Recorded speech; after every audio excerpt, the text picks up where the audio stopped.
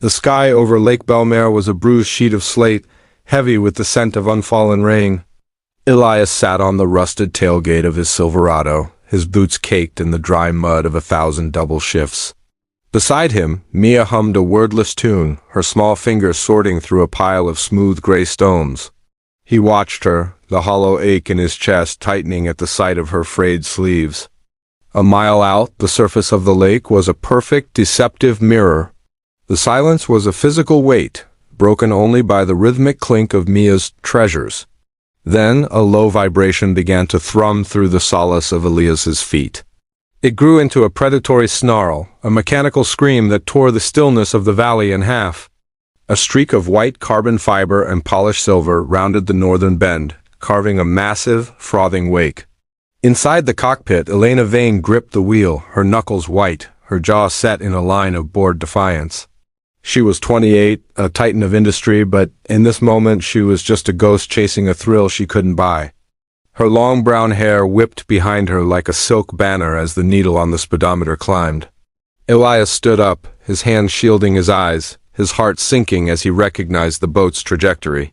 He knew what lay beneath that specific patch of blue. The spine, submerged granite ridges and waterlogged timber sat inches below the surface, waiting for a victim. "Turn," Elias whispered, his voice lost in the roar of the oncoming engine. Elena saw only the open water, her mind miles away in a boardroom, her foot heavy on the throttle. Mia dropped her stones, her eyes widening as the silver boat barreled toward the invisible trap. The collision wasn't a bang. It was a visceral, sickening crunch of expensive composite meeting ancient stone. The boat launched, a $1 million bird of prey caught in a violent mid-air spiral. It slammed back into the lake, the hull snapping upward before the entire vessel flipped into the churn. The engine wailed a final, dying note that dissolved into a hiss of steam. Then came the silence, a terrifying, echoing void. "Daddy?" Mia's voice was a thin, trembling thread. Elias didn't hesitate. The instinct of a man who had already lost everything took over. He kicked off his heavy boots, his movements frantic yet precise. "Mia! Stay on the grass! Do not move from this truck," he barked, his voice raw. He dove, the transition from air to water a brutal, icy shock to his system. The lake was an abyss of cold, a liquid hand trying to squeeze the air from his lungs. He surfaced, gasping, and saw the debris-filled shards of silver floating like jagged ice. He swam with a jagged, powerful stroke, fighting the oil-slick chop that burned his eyes. 10 yards from the sinking stern, he saw a flash of white. Elena was floating face down, her blouse billowing around her, her body eerily still. Elias lunged, his fingers catching the fabric of her shoulder, pulling her upward. Her face was a mask of marble, a jagged cut at her temple weeping a ribbon of red into the blue water. She was a dead weight, her lungs silent, her eyes closed to the world she had tried so hard to conquer. "Come on," Elias grunted, hooking his arm under her back, his muscles screaming in protest. He turned toward the shore, the distance looking like an impossible mile. The hypothermia began its slow crawl, numbing his legs and stealing his coordination. He looked at the shoreline and saw a tiny speck of white Mia standing exactly where he told her. The sight of his daughter was the only thing that kept his heart beating in the freezing dark. He kicked until his hip joints felt like they were grinding on glass. His hand struck the silty bottom of the shallows, the mud feeling like solid gold. He stumbled to his knees, the weight of the woman nearly pulling him back into the deep. With a final, guttural roar of effort, he stood, hauling her into his arms. He emerged from the surf like a phantom, his clothes clinging to his rugged, exhausted frame. Elena Vane lay limp in his carry, her head lolling back, water cascading from her dark hair. The sun broke through the clouds for a single second, lighting the scene in a harsh, cinematic gold.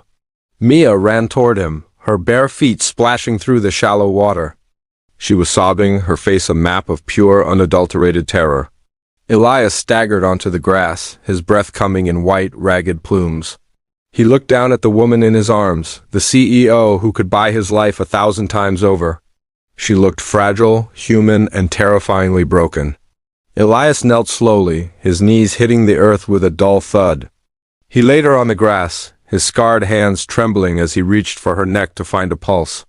Mia threw her arms around his wet neck, her small body shaking with violent sobs. You're okay, she wailed, burying her face in his soaked shirt. Elias didn't look at the lake, and he didn't look at the sinking millions in the water. He looked at his daughter, then at the dying woman, and felt the world shift on its axis. The hermit hero had just saved a billionaire, but he had no idea the price he would pay for his bravery. The first drop of rain finally fell, landing on Elena's pale cheek like a cold, silent tear. The week that followed the crash didn't feel like a victory. It felt like a siege for Elias. The transition from invisible widower to the hermit hero happened in the span of a single news cycle.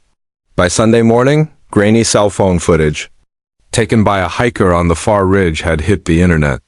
By Monday, the muddy bank of Lake Billionaire was cordoned off with yellow tape, not for a crime but for the vultures of the press. Elias tried to ignore it all. He sat in his cramped kitchen, the linoleum peeling at the corners, staring at a notice from the electric company that was printed on ominous pink paper. His body ached with a deep, rhythmic throb. The cold of the lake had settled into his bones, and no amount of boiling water or cheap coffee seemed able to leach it out. Daddy, the men with the big cameras are in the driveway again, Mia whispered, peering through the slats of the Venetian blinds. Get away from the window, Bug, Elias said, his voice rasping.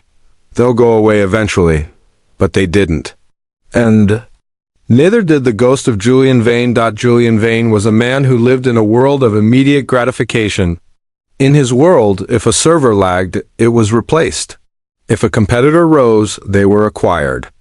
If a problem existed, it was solved with a signature and a wire transfer. But as he sat in his private wing at the St. Jude Medical Center, his ribs taped and his head swathed in bandages, the titan of tech found himself staring at a problem he couldn't quantify. He remembered the smell of the lake, the oily, stagnant scent of his own impending death. He remembered the grip on his jacket, a hand that felt like iron, pulling him out of the dark. And he remembered the man's face. It wasn't the face of a fan or a seeker of fortune. It was the face of a man who looked like he was already carrying the weight of the world and had simply decided to pick up one more burden. Find him, Julian told his chief of security, a retired Mossad agent named Marcus. And I don't mean just an address. I want to know what he eats for breakfast. I want to know why he was at that lake. I want to know what he needs.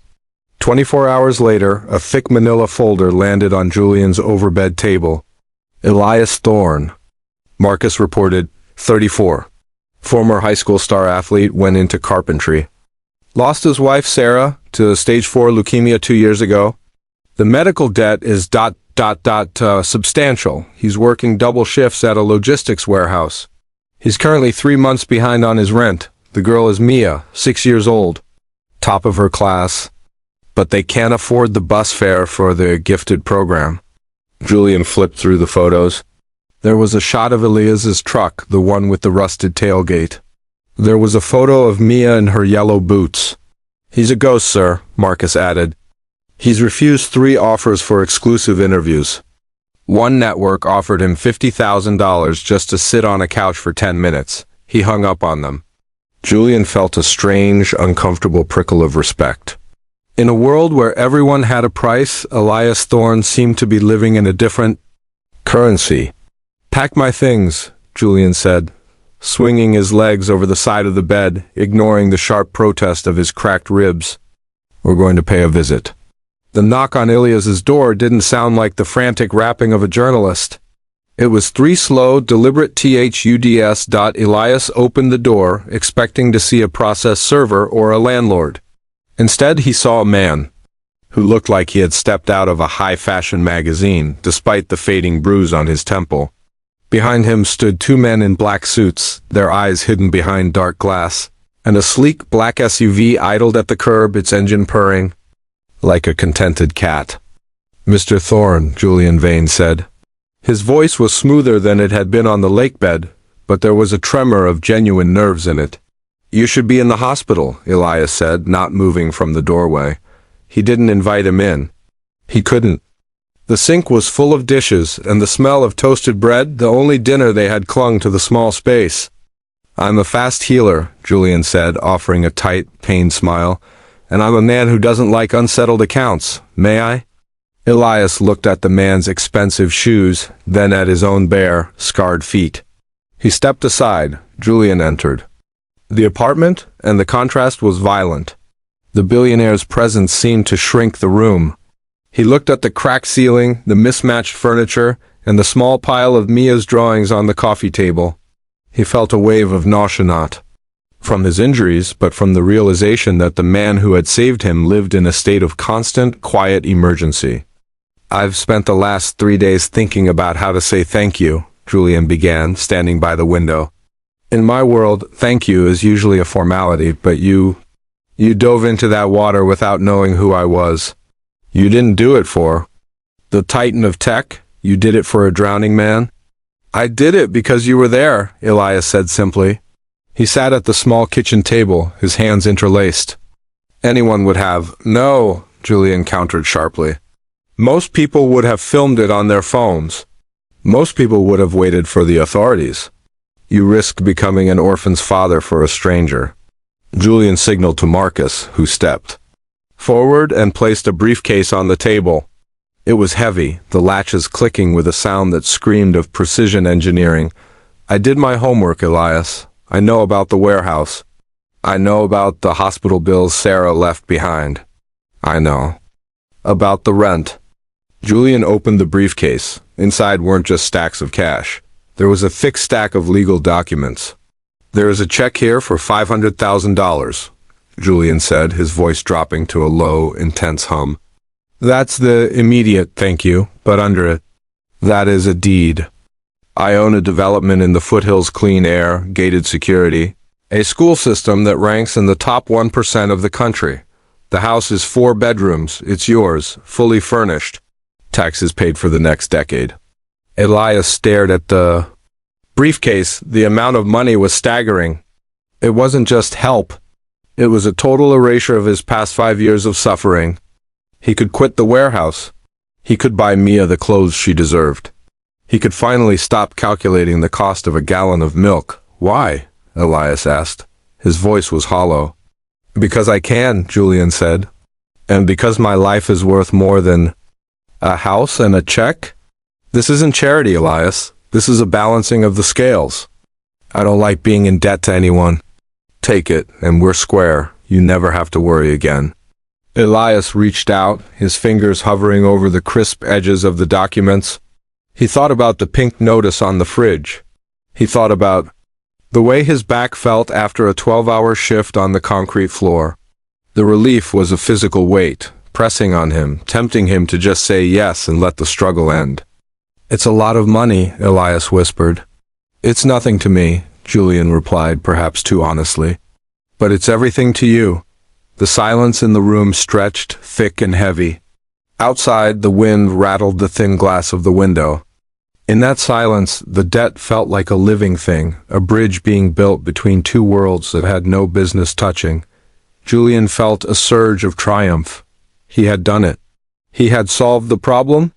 He had bought back his soul by fixing the life of the man who saved it. He was already rehearsing the story he would tell his board of directors about the nobility of the common man. But then the hallway door groaned. Elias didn't look at the money anymore. He looked toward the sound of small, shuffling footsteps. He looked toward the reason he had jumped into the lake in the first place, and the reason he had spent the last week shaking in his sleep. The temptation of the briefcase started to sour. He looked at Julian Vane, a man who thought everything had a price, even a life, and then he looked at the door. He realized that Julian wasn't just offering him a house. He was offering him a way to put a price tag on a miracle. And as the door opened to reveal Mia, clutching her rabbit, the air in the room changed. The Titan didn't know it yet, but he had brought a knife to a soul fight, and Elias Thorne was about to show him what real value looked like. The silence in the cramped apartment was no longer the quiet of a negotiation. It was the heavy, pressurized stillness that precedes a structural collapse. Julian Vane stood by the window, his silhouette framed by the fading gray light of a Tuesday afternoon, looking every bit the savior he believed himself to be. The briefcase on the table was a beacon of artificial light, the green of the cash and the crisp white of the legal deeds promising a life Elias had stopped dreaming about years ago. Then the door to the small bedroom groaned on its hinges. Mia didn't come out skipping. She didn't come out with the curiosity of a child seeing a billionaire in her living room. She crept out, her small frame swallowed by a pair of oversized pajamas that had once belonged to a cousin. In her arms she clutched Barnaby, a stuffed rabbit so well loved that its fur had been rubbed down to the gray mesh underneath. She stopped at the edge of the kitchen linoleum, her eyes darting from the strange, polished man in the suit to the open briefcase and finally to her father. "Mia, honey, I thought you were napping," Elias said, his voice instantly losing its defensive edge. He reached out an arm, an invitation for her to come to him, but Mia didn't move. She stood frozen, her gaze fixed on Elias's hands earlier. That day, Elias had been scrubbing the warehouse grime off, and the bandages from the lake rescue had come loose. His knuckles were still raw, a violent shade of purple and red where he had struck the submerged timber of the boat. There was a deep, jagged scabbing across his palm where the carbon fiber had sliced him as he hauled Julian to safety. "Daddy," she whispered. It wasn't a question. It was a lament. Julian Vane, sensing a shift in the room's energy, stepped forward with a practiced, charming smile, the kind he used to appease hostile shareholders. "Hi there, Mia. I'm Julian. I'm the man your daddy helped at the lake. He's a very brave man. He's a hero." Julian reached into his pocket and pulled out a gold-plated fountain pen, twirling it between his fingers. "Because your daddy is a hero, I'm giving him some presents. See that paper? That's a new house for you. It has a big yard. Maybe even a pool, and a room twice as big as this one." He expected the child to light up. He expected the greed of childhood, the desire for toys, for space, for more, to bridge the gap that Elias's stoicism had created. Instead, Mia's lip began to tremble. A single, fat tear rolled down her cheek, leaving a pale track through the faint dust of the apartment. "I don't want a pool," she choked out, the billionaire's smile faltered. "Well, it doesn't have to be a pool. We can put a playground there." "Anything you want? You scared me." The scream wasn't loud, but it carried the force of a physical blow. Mia dropped the rabbit and ran, not to the briefcase, not to the man offering her a kingdom, but to Elias. She threw her arms around his neck, burying her face in the hollow of his shoulder, her entire body racking with violent, rhythmic sobs. "You scared me, Daddy," she wailed into his shirt. "When you went under the water, you didn't come up. I stood on the grass and I counted to 100 and you didn't come up. I thought you were going to stay in the water like Mommy stayed in the hospital. I thought I was going to be all by myself." Elias closed his eyes, his jaw tightening so hard a muscle pulsed in his cheek. He wrapped his scarred arms around her, pulling her onto his lap, shielding her from the room, from the money, and from the man who represented the reason for her terror. "I'm here, Bug," Elias whispered, his voice thick. "I'm right here. I'm not going anywhere." "Don't go in the water again," she begged, her voice muffled by his chest. "I don't want the boatman's money. I don't want the big house. If we have the big house, you'll have to work even more to keep it, or you'll have to go save more people, and one day you won't come back up." She pulled back just enough to look him in the eye, her face red and wet. "I just want you to stay on the grass with me, please, Daddy. Tell him to take the box away. It smells like the lake. It smells like the bad day." Julian Vane felt a sudden, cold vacuum open in his chest. In his world, everything was a transaction. You gave a certain amount of capital, and you received a certain amount of loyalty or service or silence. He had walked into this apartment, believing he was the one holding the power, the man with the life-changing gift, but looking at Mia, he realized he hadn't brought a gift at all. He had brought a reminder of the moment her world almost ended. To Julian, the rescue was a heroic anecdote, a dramatic turning point in his biography. To this 6-year-old girl, the rescue was the sound of her father's lungs gasping for air and the sight of his blue skin. He looked at the briefcase. The $500,000 suddenly looked like a pile of dirty paper. The deed to the house looked like a contract for a gilded cage. He realized that by trying to pay off the debt, He was attempting to put a price on the very thing that made the act beautiful, its selflessness. Elias hadn't jumped in for a deed. He had jumped in despite the fact that he had a daughter waiting on the shore who might never see him again. He had risked making her an orphan to save a stranger. There is no check big enough to cover the cost of a child's peace of mind. Elias looked up from his daughter's hair. His eyes weren't angry, which somehow made it worse for Julian. They were just tired. "You heard her, Mr. Vane," Elias said quietly.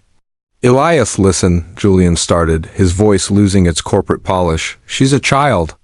She doesn't understand that this money means she never has to worry about a doctor again. It means she goes to the best schools. It means you can actually be home with her instead of working double shifts at the warehouse." "I know what it means," Elias interrupted. "I know exactly what it means. It means every time I look at that house, I remember the day I almost left her alone. Every time I spend $1 of that money, I'm telling her that her father's life and her heart has a price tag, and it doesn't." Elias stood up, still holding Mia. She clung to him like a limpet, her fingers locked into the fabric of his flannel shirt. "I did a human thing for another human," Elias continued. "If I take that briefcase, it stops being a human thing. It becomes a job. I didn't work for you that day, Julian. I just helped you. There's a difference." Julian opened his mouth to argue, but the words died in his throat. He looked at the room, the mismatched plates, the humming, ancient refrigerator, the small, brave girl who was willing to live in poverty just to ensure her father stayed on the grass. For the first time in his adult life, Julian Vane felt poor. He had billions in the bank, but he didn't have a single person in the world who would choose his presence over a fortune. He lived in a world of assets. Elias lived in a world of values. "I can't take the briefcase," Elias said, his voice steady. "But I'll tell you what you can do. You can leave. You can go back to your life, and you can remember that you're alive because of a man who didn't want anything from you. Maybe that'll change the way you do business. Maybe that'll be worth more than the check." Julian looked at Marcus, his head of security. Marcus, a man who had seen war and death in every corner of the globe, slowly shook his head. He recognized a final stand when he saw one. Julian reached down and slowly clicked the latches of the briefcase shut.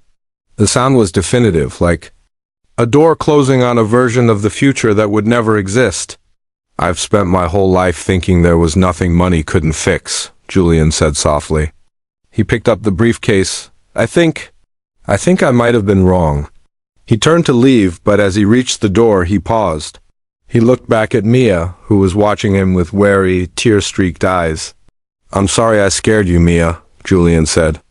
It was the first truly sincere thing he had said all year. He walked out, the heavy tread of his expensive shoes echoing down the hallway of the apartment building. Elias stood in the center of his kitchen, holding his daughter, listening as the black SUV pulled away from the curb. The pink notice was still on the fridge. The $42 was still in the bank.